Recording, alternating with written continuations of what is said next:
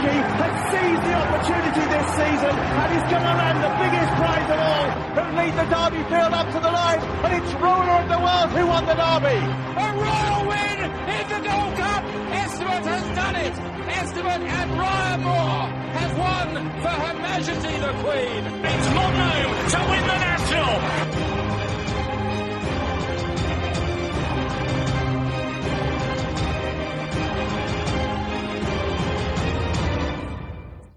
You're listening to Picks from the Paddock podcast with me, David Weldon, and two regulars as always. We've Rory Paddock and Chris Connolly. How's it going, lads? Yeah, that's about it. Yeah, so mate. Right, so last week we had an interesting enough week. We had two potential festival winners putting their credentials to the test in the Haydock Champion Hurdle Trial and Sprinter Sacre in the Clarence House Grade 1 at Ascot. Start with the new one. Just about beat Bertimont after a below par performance. What was your take on it, Chris? Jump pool there. I was very disappointed.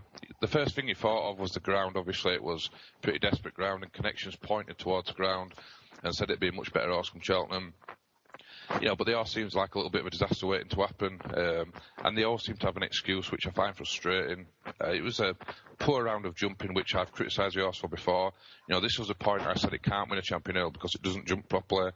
I was sort of convinced this year in a couple of runs before on that maybe it's a reformed character, but you cannot do that in a Champion Hurdle. If you clout a couple in the Champion Hurdle, you're looking at a 5-6 lengths deficit. So, very disappointing from the new one. He should have won much easier. He beat Vertimont much easier the time before.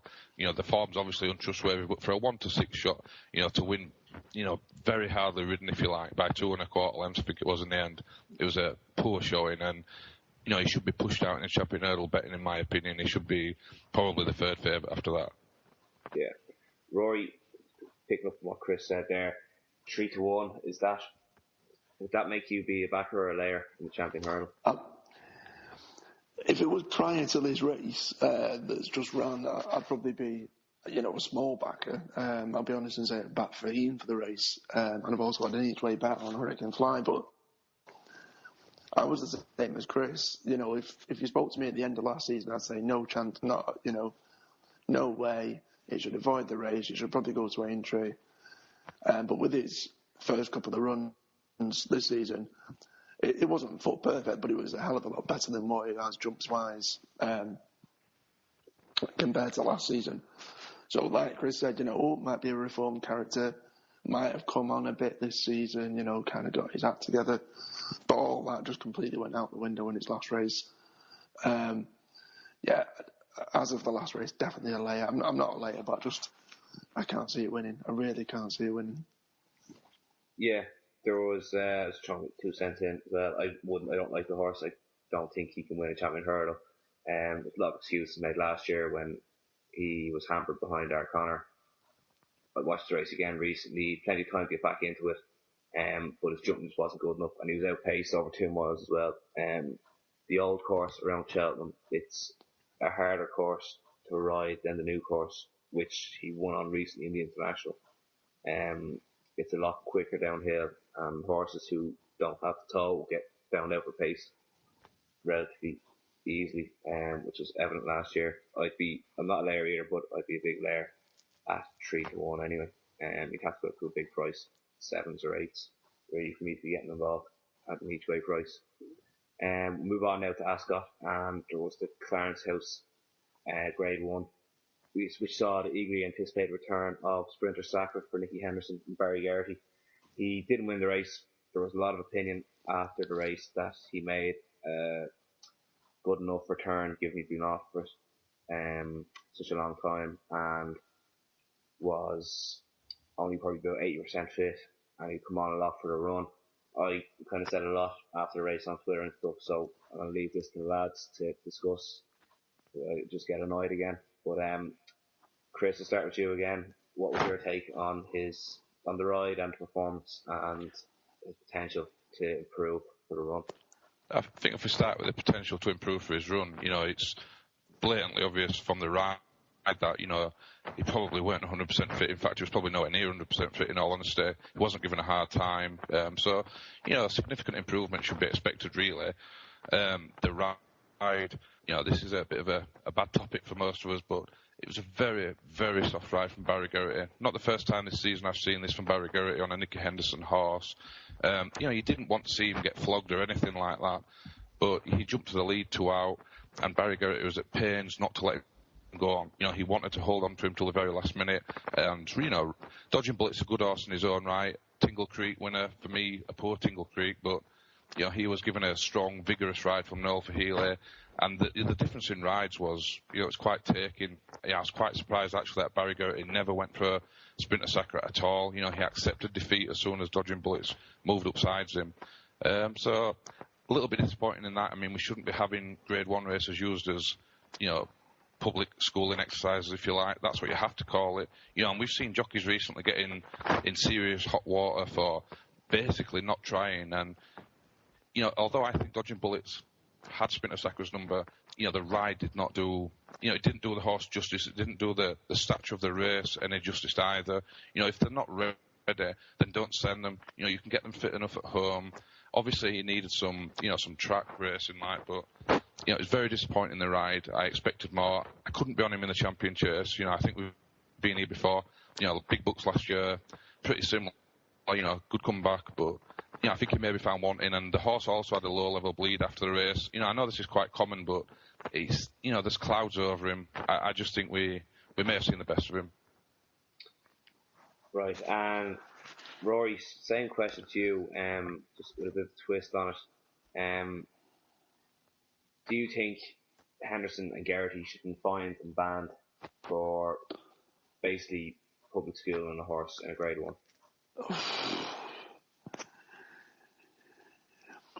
It's one of those whereby I think you could never be 100. Although we obviously have our opinion, and I'm the same opinion of you. I think it was a shocking ride, and for, to have that in a Grade 1 was atrocious. However, we already know what the argument will be. It will be he's been off the track for a while.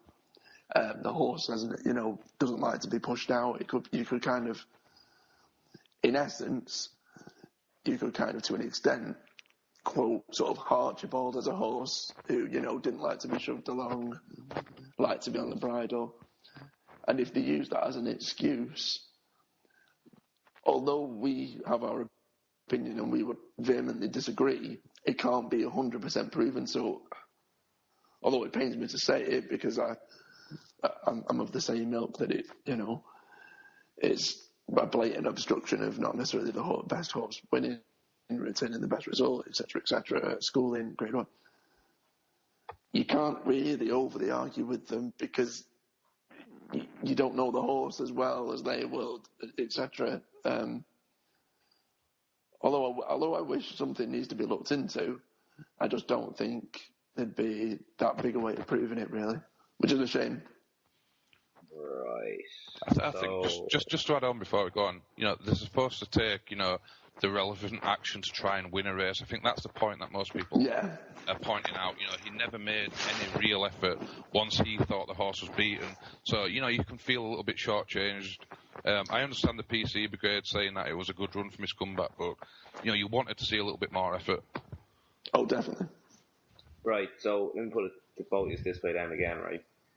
How come some trainers can bring horses back from 300 days off, from 500 days off, from nearly 3 years off, and win a race first time up? Yes, Nicky Henderson, supposedly one of the best trainers in the UK, previous champion jockey, Barry Geraghty, one of the most lauded jockeys of our generation, especially in the last couple of years since he's been riding for Seven Barrows.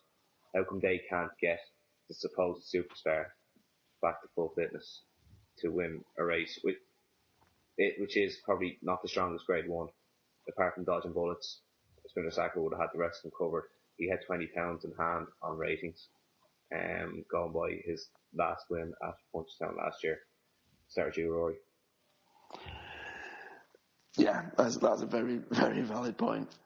You'd expect if anyone could do it, you'd look at the Nichols the Henderson, the big Nick, the Mullins, etc., the Elliots in Ireland. You'd expect them to be able to do it.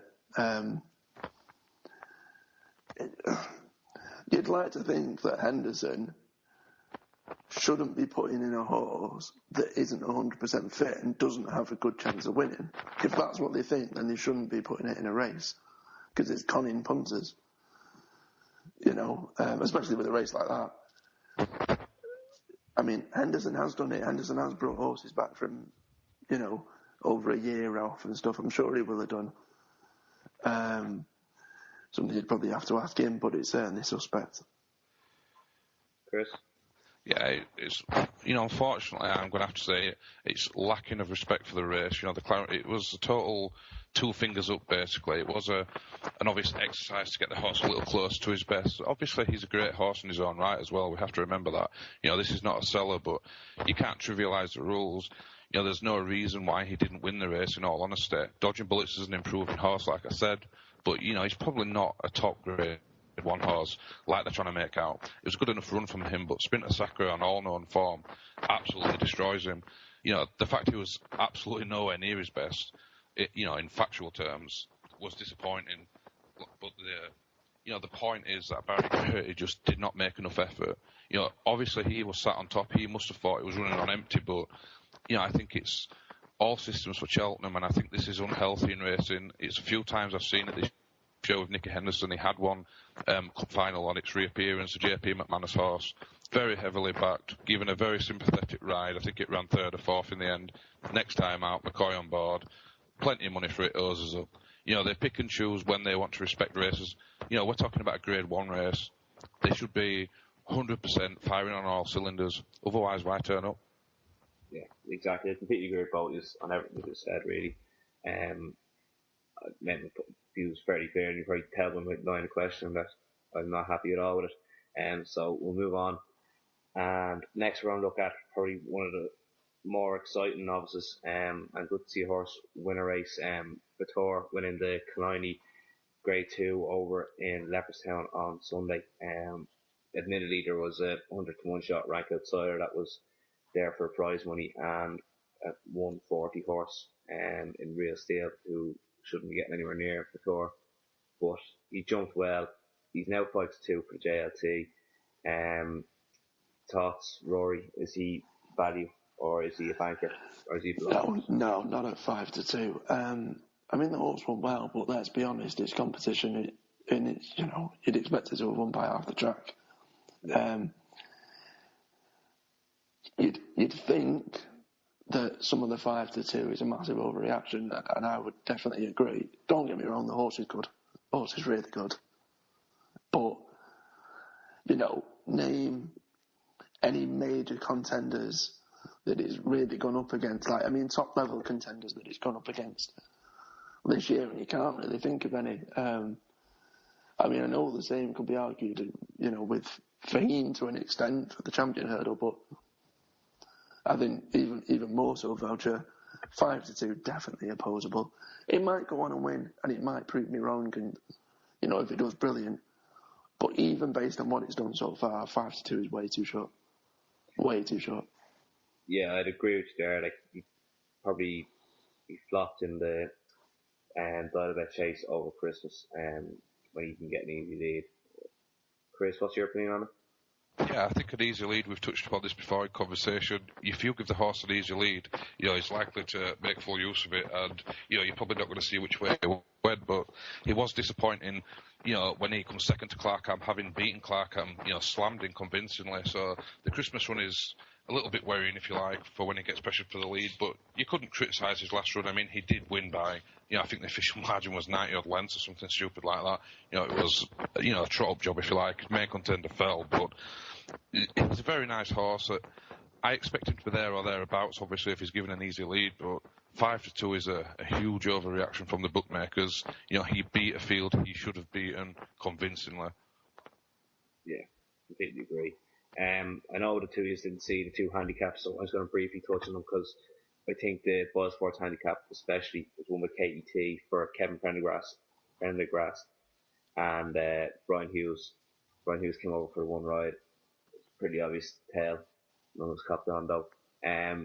But that race, the Buzzford Hurl, it's usually littered with winners in behind, and it's definitely one to follow. Touching on that, lads, did you have any eye catchers from last weekend, or especially winning in the next 3 rounds or so? Rory? No, not really over the weekend. There's a lot I'm looking forward to this Saturday though, but the weekend just gone. Nothing that really jumped out at me or, sparked any imagination. Great, super, Rory, thanks. Chris? Yeah, there was one I saw in a mares race on Saturday. Carol Spirit. I mean, she's a pretty obvious horse to go with, but she's a nice horse. She was attempting to give £5 away to a Harry Fry improve, a bit of a puzzle, and she went down by half a length, all guns blazing. I think a 3-mile mares race, a listed race somewhere, she will definitely find another race somewhere for sure. The unfortunate thing was the handicapper, saddling over £5 penalty probably cost her this time, but she's one to follow, I think. Lovely. Thanks very much, Chris. For me, there was a horse that ran in the Buzz Sports Hurdle, and actually one of the lads on Twitter highlighted as one of the dark horses for Cheltenham. It was Ted Veal in the Buzz Sports Hurdle. Absolutely stayed on like a train in behind at big odds, and I can see it either going for the novice chase on the first stage of the festival, or probably the Grand Annual, the last race on the Friday. But that's us for now. Join us after this quick break. We're looking forward to Cheltenham, Doncaster and Leopardstown next. You're listening to Picks from the Paddock podcast. Visit picksfromthepaddock.co.uk. All you need for racing. Welcome back to this episode of Picks from the Paddock podcast. We're going to jump straight in now to the weekend's racing and start off at Doncaster for the 3:15 Sky Bet Chase, formerly known as the Great Yorkshire Chase. Listed handicap over 3 miles, probably going to be run on softish ground. Start off with you, Rory. What do you fancy? Yeah, there's some good solid jumpers here. You've got the likes of Gosman Judge, who's run well in a couple of the nationals. Sorry, not over the entry fences, but local nationals. Night Milan's been doing well. Medamir's been tried at a much bigger grade than this. But I want to go a bit of a speculative one. Nothing that I'm overly keen on, but Renard, Venetia Williams seems to have the horses in decent enough form. His last 2 runs were relatively eye-catching, finished second on really heavy ground at Chepstow and 6th over the entry fences behind Oscar Time. His jumping wasn't too bad either. I think 16-1 or bigger is not too bad, really. Again, not a strong fancy, but definitely worth a few £, each way. Chris, what do you fancy yourself? Yeah, I'm going to be boring in this one, unfortunately. I think Easter Day is a worthy-ish favourite, typical Paul Nicholls horse. He finds improvement. The big handicaps, you have to be careful with him, and, the big Saturday races. So I think that's got a chance. But, I fancy, if in doubt, personally, it's JP McManus horse, from the Philip Hobbs yard. Some very, very useful form over hurdles behind Saphir de Ray, Fingal Bay. And, he got beaten over fences by a decent horse of Alan King's Sego Success a few starts back. So I think the form is there. The worry is, he unseated his rider at Exeter the time before after making a terrible blunder behind Carroll's Destria. But I think this sort of trip, if his jumping holds up, I think he's a big player. An 8-1, it looks tasty each way price to me. Grand. So I'm going to throw my 2 thoughts on this now. I can't argue with it if in doubt there. 8-1's a nice price. It's wide open betting heat, as you'd expect for the type of race. 2 I like. Grandad's horse is one I have to mention. It's won its last 2 races. 25-1 in a couple of places at the moment. If the ground turns up soft, it'll love it. It's 1 for 1 at Doncaster. Won its last 2 races. It's improving for a 9-year-old. It's probably improving. It's probably less exposed than most at the trip as well. But the one I'm actually going to throw my hat on is Glen Quest for Northern Ireland rider Sean Crawford. Ran in the Welsh National over Christmas at Chepstow over 3 mile 5. Got to the front that day after travelling powerfully through the race and just stopped and hit the front. Under a more kind of patient ride over a shorter trip, timed correctly, 20-1 could look silly come the day. He is a 12-year-old, but he's rated 127, so he'd be getting bag loads away. On soft ground, it's only an advantage, and he's a fairly confident selection at around 20 to 1. So that's Doncaster out of the way, and we'll move swiftly down further south to Cheltenham and start off in the 1240 Troy and Pearl trial.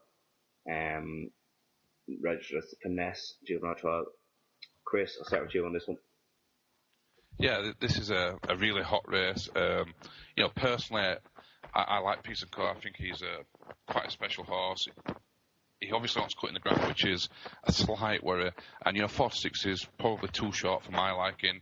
The stable had another one due to running the race, but it looks like it'll be pulled out. So, just for the sake of having an each-way bet, Bivouac is quite interesting. He's got some decent form. He's got plenty to find with the favourite, but, Peace & Co. should win. But if you want to play a horse, Bivouac, could probably run into a place. Grand. Before I come to you, Rory, I'll jump in myself. The horse that finished second, Peace & Co. last time, I think is likely to be an improver. It gave Peace & Co. a decent enough rate before being readily beaten over the last couple of hurdles. He's 20 to 1. I think it's overpriced. He's probably the best form in the race.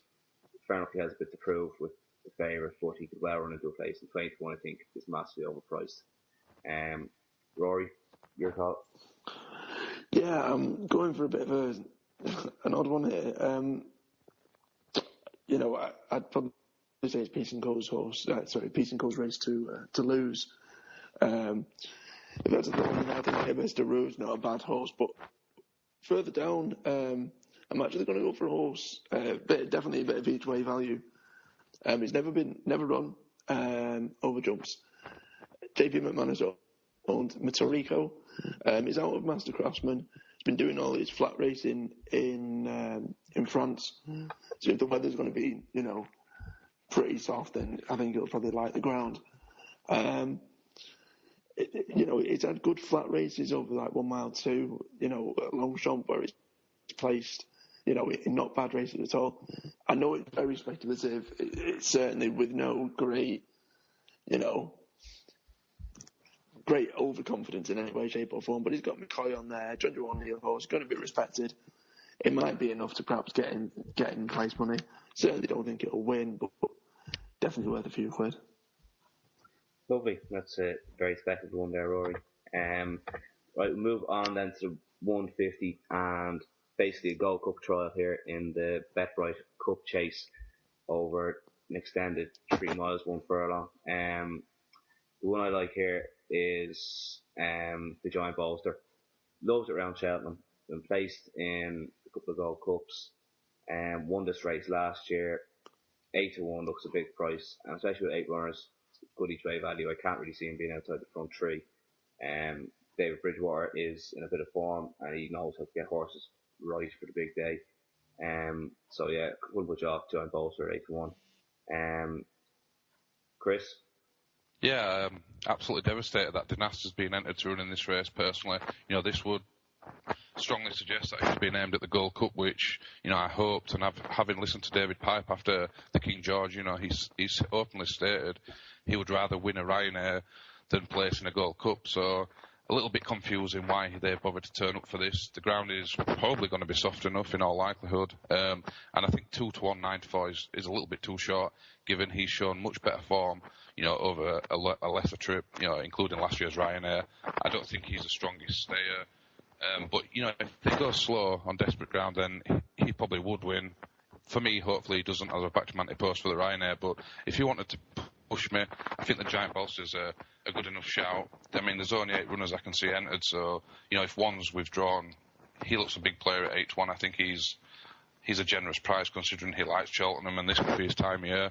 Double Ross is 20 to 1, and if there was 8 runners, I'd be interested in betting him. But there'd have to be 8 runners at 20 to 1. I think it'd be a nice each way bet as well. Lovely. And Rory? Yeah, again, it's of the same look where there'd definitely have to be 8 runners for me to probably bet in this race. But judging by sort of Cheltenham records, and I think a lot says for if the horse runs round here, then you couldn't really get much better than the Giant Bolster. But just always perhaps with a bit more class up with the Mad Place. Looking at his races over Cheltenham, over 3 mile or bigger, he's only ever tackled it 3 times. He's finished third and second. Obviously in decent races, probably to an extent, perhaps, better festival races as well. So I think if you can get, say, 5-1 or bigger, and there is 8 runners, so it pays the 3 places, I'd say his Mad Place would be worth a few quid. Lovely, yeah, can't really argue with that again. Ran well in the Hennessy, I thought, for his first run back. But move on to over to Leopardstown for Sunday and a cracking card at Leopardstown. 3 graded races. 2 we're going to focus on are the ones that are currently priced up: the Irish Champion and the Irish Arkle. Start off the Irish Champion hurdle sees the rematch between Hurricane Fly and Jet Ski. It's now round 7 with the score currently 4-2 to Fly. He's priced up at 8-11 versus Jet Ski at 13-8. 14-1 and bigger the rest. It's only 7 runners, so there's really no each way value. I'm just going to start it off here. Hurricane Fly, round Leopardstown, can't be beaten. I hope he's not beaten because I'd love to see him finish with a grade 1 and Irish Champion, and I'd like to see Jet Ski's price drift out so we can have a nice anti-coast bet on him for the Champion hurdle at Cheltenham. Rory, I'll start with you. Any other thoughts? No, exactly the same. Hurricane, that's the Hurricane Fly. It's the Fly's horse to the Fly's race to lose. A lot of people obviously question, he's getting on in age, but it loves it round here. He's not losing. Chris, any special bet in there? It's very, very difficult to go against either. They both jump well enough. Hurricane Fly is basically unbeatable here, and this is probably one of his swan song victories, if you like. I mean, he's knocking on in age now. I can't see him playing any big part at the Cheltenham races, so he's likely to be 100% ready, and he's very much the one to beat. I mean, he's from very smart form. I think Jeske is the value bet in the Champion hurdle as things stand, so I wouldn't mind him being beaten comfortable enough to drift out a little bit for me. But of the rest, if a mishap happened, and touch wood it doesn't, but Diakal is quite interesting. He could get a soft lead, he could take these round and get shot down later on. Yeah, I agree with that. 33-1, we'll see him on the big side. We move on to the Irish Arkle now, where there's only a couple entered here. There's only 4 horses entered. I just realised I've missed out on the fee hurdle, so I'll jump back to that now after this. Undersow is currently the 4-5 favourite, followed by Gilgamboa, Clarkham, and then Apache Stronghold, who the trip is probably too short for. This looks like a cracking race, and it should give us some good indicators towards the Cheltenham Festival Arkle. Chris, what's your thought on that? I love Gilgamboa. I think he's an absolutely brilliant horse, but this is hot. Unday Show, very good hurdler for Willie Mullins. He's got his act together over fences after a mishap, and he does look at the real deal, to be fair to you, over fences. He does seem to jump well. He's going to be very hard to beat. I like Clarkham also. His form with Voucher is not the worst. But this is a hot race. This is a race I prefer to watch. If you push me, I'd go with Gilgamboa. Right.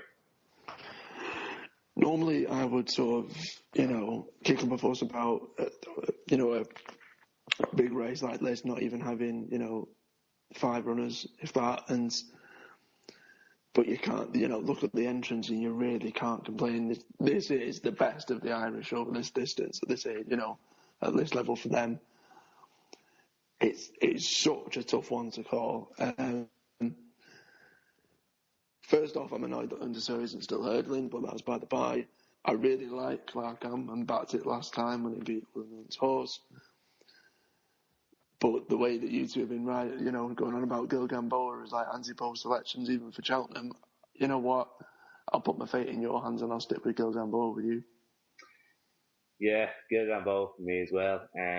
Actually, again, it's similar to Jetski. I wouldn't mind if he was beaten, because I think Undersow might just blitz out here and be uncatchable, but he might not handle the Cheltenham Hill then come Arkle Day at Cheltenham, which is my thought. Clarkham has it all to prove now again. When he beat Pretoria Christmas, he was getting loads of weight for being a 4-year-old. So he has to prove again in Grade 1 company. The Apache Stronghold, as I said, wants further. But Gilligan Ball at 11-4, it's not the worst price. Have a little small bet in for an interest, and watch be a cracking race to watch. I'll go back now to Cheltenham. The feature race at the weekend, and the Cleve Hurdle, which seen the demise of big bucks last year. We've a similar enough horse coming back now for the same owners in Safford Roy. Ran out in 3 chases, fell in 2, so they switched them back to hurdles. If the Unexposed beat that for Nicky Hemison, who's second favourite, and the also Unexposed, 1/10/2, who's a very expensive purchase from France. They then lead the market. It's a tough race to call. I'm going to hand it over to the lads to hopefully find you a winner. Rory, we'll start with you. It's one of the. I mean, we've obviously discussed it before we've come on air, and I like the look of Briar Hill, but the likelihood of it running is probably Stimson on. Fisher's Cross, if that returns to its best, then that should be a favourite, and it should be backed off the boards. But the way Rebecca Curtis's horses are just absolutely bombing this season, it's a shame really, because she has some nice horses, but you just couldn't trust that at all. The weather's been atrocious. If it's going to be soft or softer than soft, on Tempo 2 at 6-1 looks like a great each way bet. Like you said, it was a very expensive purchase. He's done all of its winning over in France, bar one race at Ascot, a third of 25 at Punchestown last time out. Reed's pretty decent form. Zafir de Roy is probably one of the classier horses, but after falling and it being sort of mulled about and unseeing its rider and attempting chasing and now coming back to hurdling, I just couldn't trust that as a favourite. So yeah, on Tempo 2, each way, if it's around 6-1, bit of profit for place punters doesn't seem too bad. Chris, do you agree with that, or be it Nelson race? Yeah, absolutely. I agree with most of what Roy says. Touching on Safir Duré, there's a horse I get for the novice campaign this season. I thought he'd be a natural, to be honest with you, but he was far from that. He was a hurdler jumping fences, and it caught him out a couple of times where he fell and unseated. I think it's a correct decision to come back hurdling, and I think he would be a big player at his best over hurdles in this, but this is quite deep. And, we don't know how his confidence is going to be having them, trials and tribulations over fences. So, at his best, he's a big player. I'm not convinced with his price at 11-4, though. I think that's far too short for me. And Untempt Poitou is the one I'd be on.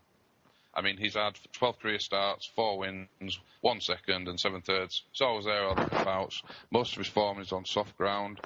He's beaten the likes of Del Arca and, run third to Petit Zig, who's pretty decent. He also slammed Coleharden, who reappears this time by 16 lengths at Ascot.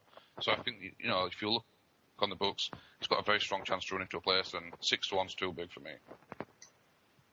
Lovely. So 2 boys going for Untempt Poitou there. I'm going to take a different angle on the race. And I'll look at Coleharden. He ran over 2 mile 4 last time out against Rockland Ruby. Didn't get his easy lead that he likes to get. Step back up and trip.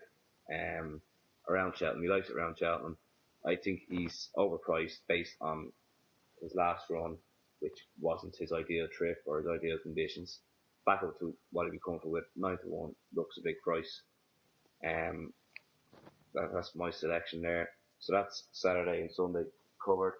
We will take a short break and we'll come back with some of your Twitter questions and opinions, and then a look at day 1 of the Cheltenham Festival. You're listening to Picks from the Paddock podcast. Want to own a racehorse? Pay as little as £10 a month and join Picks from the Paddock Racing Club. Get involved and own a winner. Welcome back.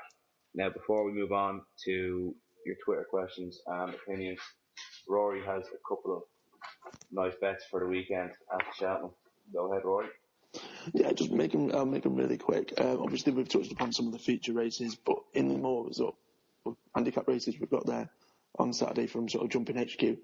The 225, a horse called Edgardo Sol, trained by Emma Lavelle, has an absolute cracking record around Cheltenham, especially in big runner fields. I think that's going to be relatively overpriced as well, in a race that I'd probably argue is less competitive than some of the ones that it's run at. And also in the last race, noted Irish trainer Gordon Elliott sends a couple over, or is perhaps scheduled to send a few over. Has a few entries in there. I'm going to go with the top weight, Noble Endeavour. Relatively lightly raced horse, but with a win and 2 seconds in the last 3 races, it's got to be respected from the top trainer. Again, if that's an each-way price, I certainly can't see him just sending them over for a holiday. So those will be 2 just to keep an eye on for Saturday. Lovely. Now, I put a few feeders out on Twitter earlier on, just to see what the kind of opinion was on Sprinter Sacre and the new one, and a couple of other issues that happened during the week. So just run through them quickly. Peter Runza said Sprinter Sacre would be a banker for the Cheltenham Festival to win after his last run. I think it's very safe to say that we all agree with Andy Lodge, who said he'd be a complete blowout. Would we agree with that, lads? Yeah, I certainly couldn't have him at the prices. There's too much risk there for the reward, so I couldn't be on. I'm against him. Yeah.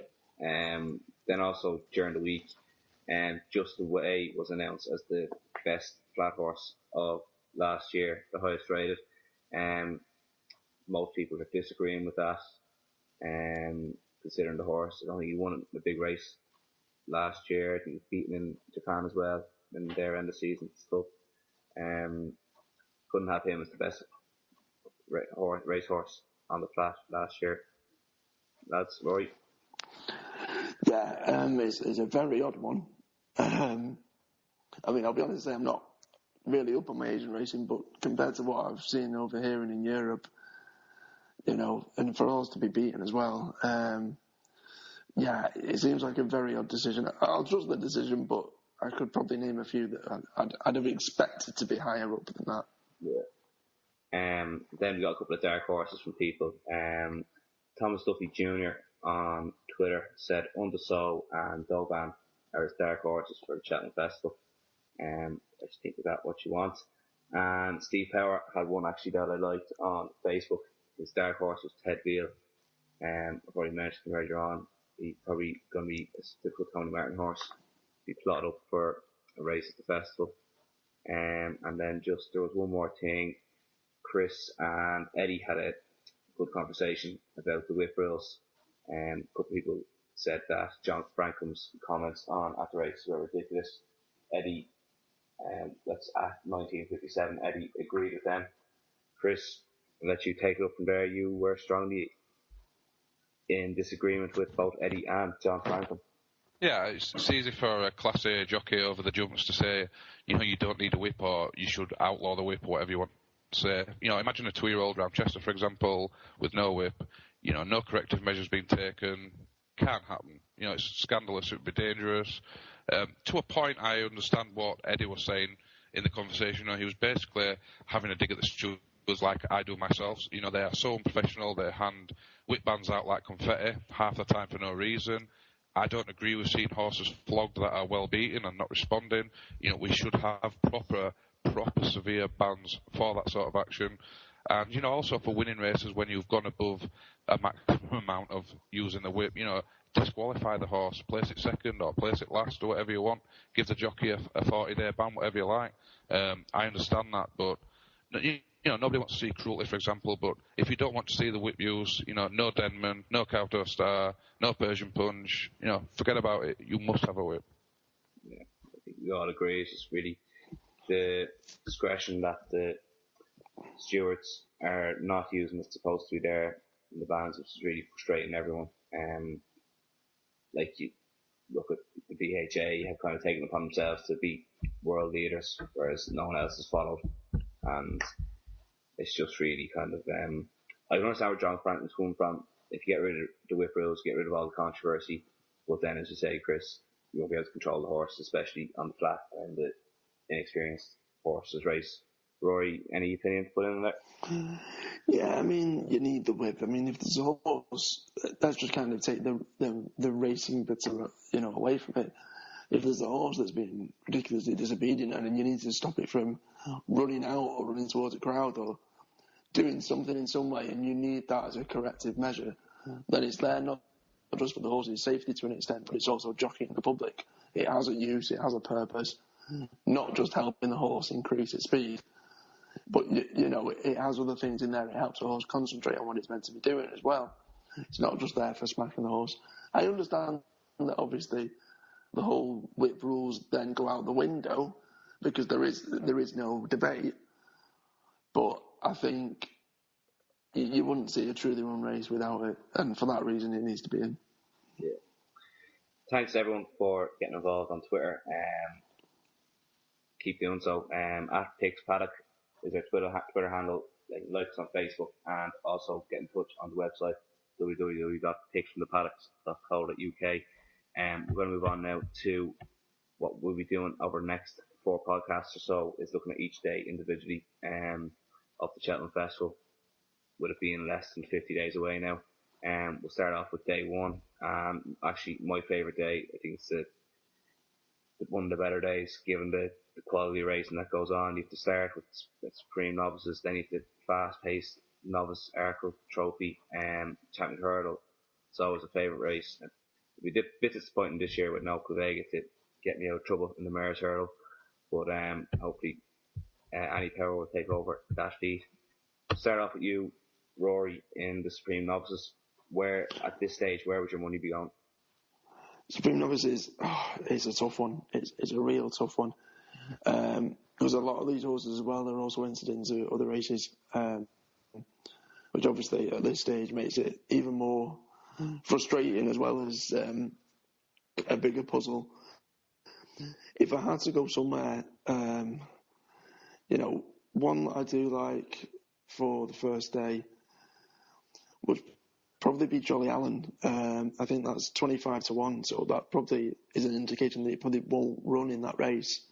But out of everything that I can see that's entered and that's in the betting so far, there isn't a Willie Mullins horse anyway. I'd probably say Jolly Allen at 25-1 is a really good price. Whether that's an indicator that it won't run in that race, is up in the air. But if it does, when you do get 25-1 about it, I think no great confidence, no great thoughts about the race, to be honest. But that seems an okay bet. Brilliant. Chris, we'll move quickly on to you and look at the Arkle Trophy. Anything in here that takes your eye at the moment? The Arkle promises to be, a proper race. There's a few of these double-entered, which is unfortunate.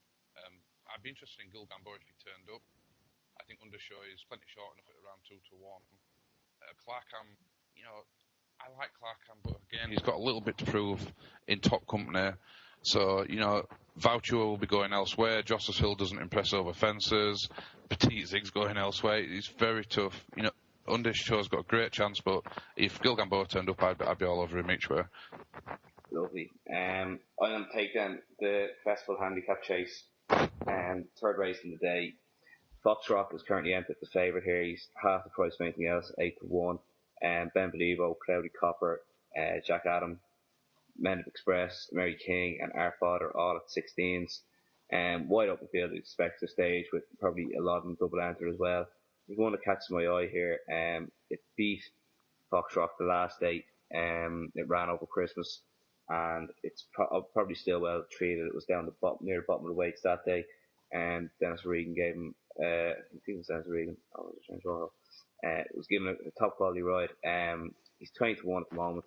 So if I was to have a bet now, it would be living next door in the Festival Handicap Chase. Quickly on then, and come to the Mares Hurdle. We'll leave the Champion Hurdle for last. The Mares Hurdle. I'll take this again. Probably a horse I've been looking at for a while was Glenn's Melody, given her run last year. But the one I'd be having a bet on now would be Carrick Morgan Rock. Won a grade 3 extremely well over Christmas. Won on the bridle, and there's any improvement to come from this mare. Annie Power is the clear favourite, but hasn't run since last year, and there's doubts about her participation. 14-1 would be for me.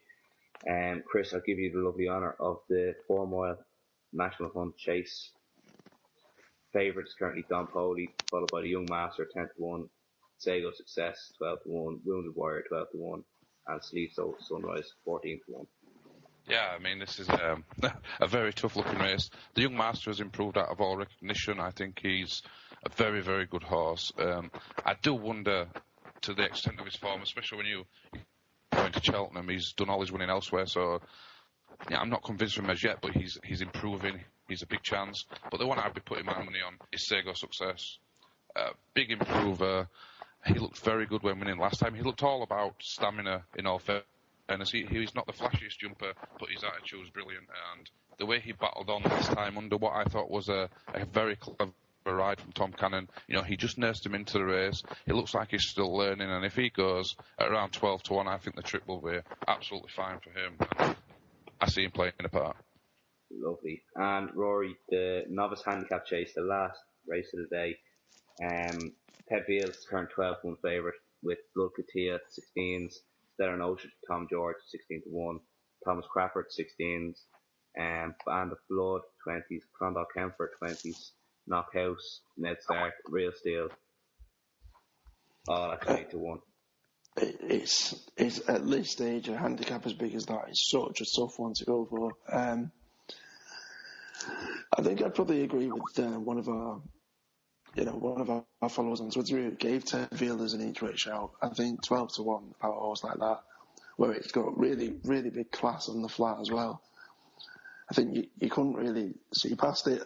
Clondor Warrior is another one, the Millie Mullins horse, that if that takes up its entry is also another one worth noting. But again, at this point, no great feelings about the race. I think it's too big a race, too big a handicap, too many entrants to really have a strong opinion. But push games to shove, yeah, Ted Field, worthy favourite, 12-1, decent each way bet.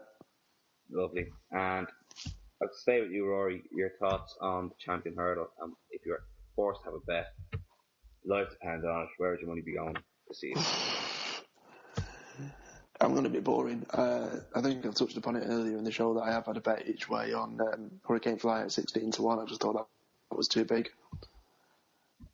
A lot of people are saying jet ski, and I think if it's an each way bet, then that's fine. But Faheen, I think, has been quite impressive. I think he's the only Mullins horse that was seen or is heralded as a superstar last year that I think has really come to the boil.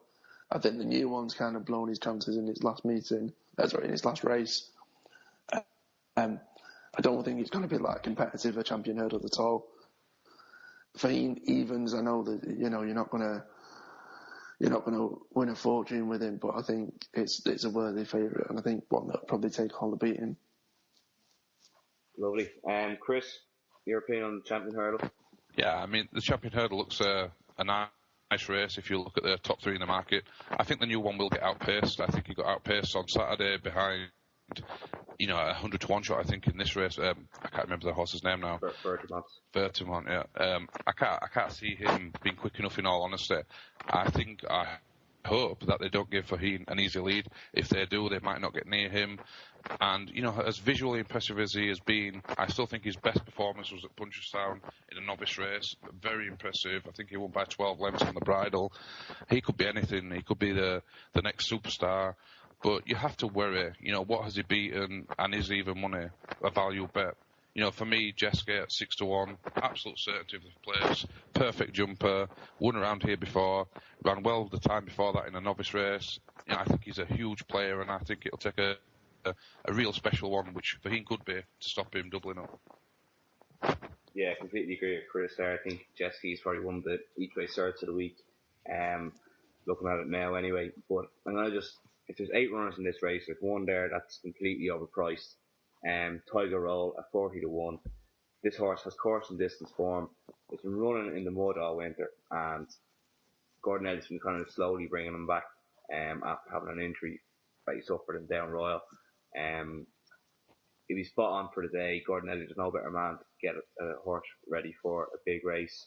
And I think 40-1 is overpriced. Only if there's 8 runners now and you get to 3 places. But yeah, Tiger Roll for Gordon Elliott and Gigginstown 40-1 for me. Right, so I'm going to push the lads, and we're going to basically have our best bet from Cheltenham, put them in a patent, have £1 on the patent, and the profits will go to charity. So Rory, I'll come to you first. Yeah, seeing as always for charity, I'm going to go for a bit of a bigger priced horse. I'm going to go to the 4 o'clock, which is the mare's race. Annie power, I think he's probably a worthy favourite. But won it around 10-1, perhaps a bit bigger. Course winner, it's a little bit not reliable with it being a Nicky Henderson horse at the minute, but I'm sure he'll have him firing for Cheltenham. That'll look at Polly Peacham, and that's got a decent chance. It's really impressive when it won on its penultimate start. Pulled up last time, which is a slight worry. But yeah, with the Cheltenham win, don't necessarily think it'll trouble the winner, but I think at 10-1 I'll be a decent each way bet. Lovely. So that's Polly Peacham, the mare's first leg. Chris? Yeah, I mean, I'm going to jump back to I've said a few I fancy to win, and Jesky's a good price for me each way, but, if we're going to be a little bit speculative, I'll go to the novices handicap chase. Ted Veal, a 12-1 favourite, he's going to be a big player, I would have thought, but Thomas Crapper loves Cheltenham, decent novice, won round here before. I think the 2 mile 4 trip will be right up his street. He's only had one run at that, and that was behind Irish Saint at Ascot last time. I think he'll be 100% ready for the Dickens, and 16-1's a huge price. He loves it here. I expect him to be in the places. Lovely. And my one is going to come in the very first race, Supreme Novices Hurdle. The horse finished third in the bumper last year. It's only run once over hurdle, so maybe it's a slight doubt whether he'll be risked at Cheltenham or not. But he's dying out for the good ground.